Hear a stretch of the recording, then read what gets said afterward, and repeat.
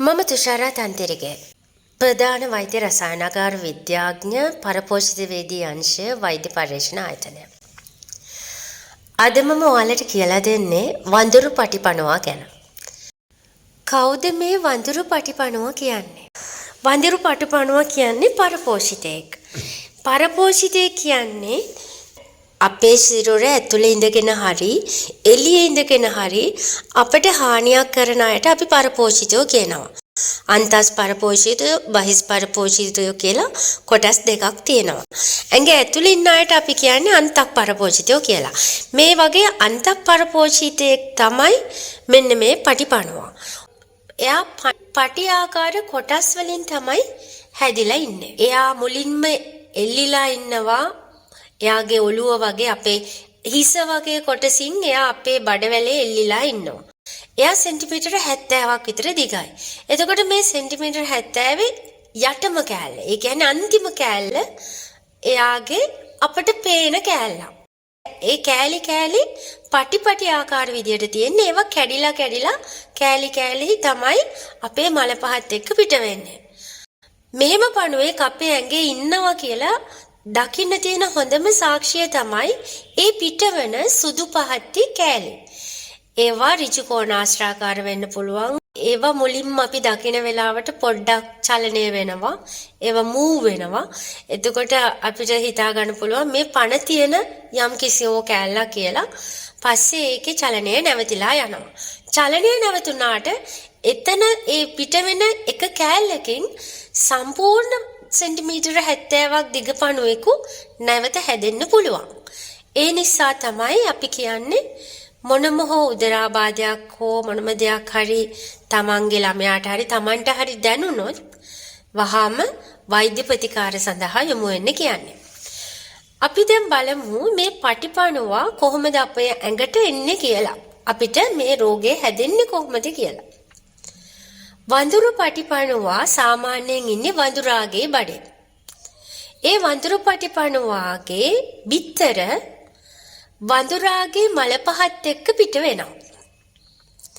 ඒව පිට වෙලා කෙලින්ම පසට මිශ්‍ර වෙනවා.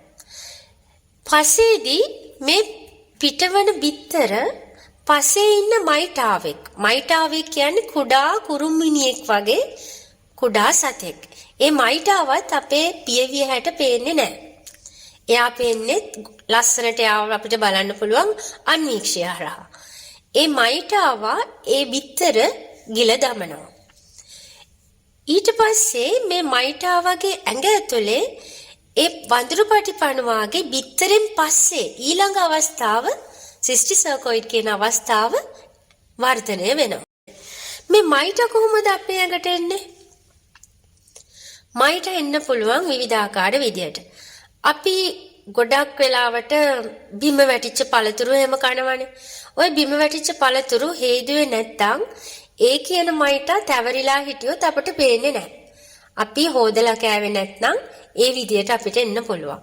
එහෙමත් නැත්නම් පස්සෙක්ක කරන වැඩවලදී පැලවවන්න ගියොත් නියපොතු අස්සට ඒ කියන මයිටාවේ ගියොත් අපි අත හොදන්න නැතුව කෑවොත් අපේ නියපොතු හරහාම ඒ මයිටා අපේ කටින්ම එන්න පුළුවන්. කොහොම වුණත් කටින් තමයි මුඛයෙන් තමයි මේ මයිටා අපේ ශරීරයට ඇතුළු වෙන්නේ. එතනින් පස්සේ එයා කුඩා ලොකු ක්‍රියාවලියකින් පස්සේ කුඩා අන්ත්‍රයට කුඩා බඩවැලට යනවා. එතනින් එයාගේ ඔළුව වගේ හිස වගේ කොටසින් එයා බඩවැල අල්ලගෙන එයා වර්ධනය වෙනවා. සෙන්ටිමීටර 70ක් පමණ දිග වෙනකම් මේ සතා වර්ධනය වෙන්න පුළුවන්. එහෙම වර්ධනය වුණ සතෙක් අපේ ඇඟේ හිටියොත් අපේ පෝෂණය එයා උරා ගන්නවා. ඒ කියන්නේ අපේ බබා හෝ අපි හෝ කන කෑම එයා වැටෙන්නත් යොදා ගන්නවා. මේ අයට ගොඩක් වෙලාවට ලෙඩ ඇඟෙන් එළියට පෙන්නනවා හරිම අඩුයි. ඒ කියන්නේ රෝග ලක්ෂණයක් කියලා කිසිම දෙයක් නොපෙන්වා මේ අපේ බඩවැල ඇතුලේ මේ සතා ඉන්න පුළුවන්.